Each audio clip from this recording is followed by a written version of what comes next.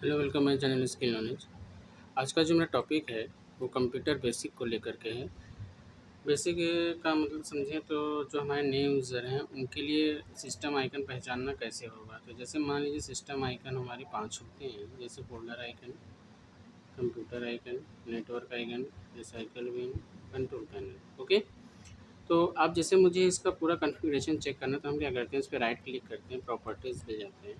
तो यहाँ पे इसकी कॉन्फ़िगरेशन की जो फ़ाइल है, जो बॉक्स है वो ओपन हो जाता है। तो आप यहाँ पे देखेंगे कि यहाँ पे सिस्टम का दिखा रहा है। ओके।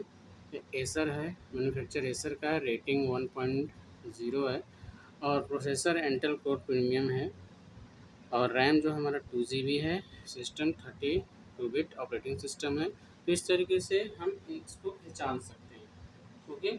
तो एक बार आप भी ट्राई करें और वीडियो अच्छी लगती है तो लाइक शेयर कमेंट सब्सक्राइब करें।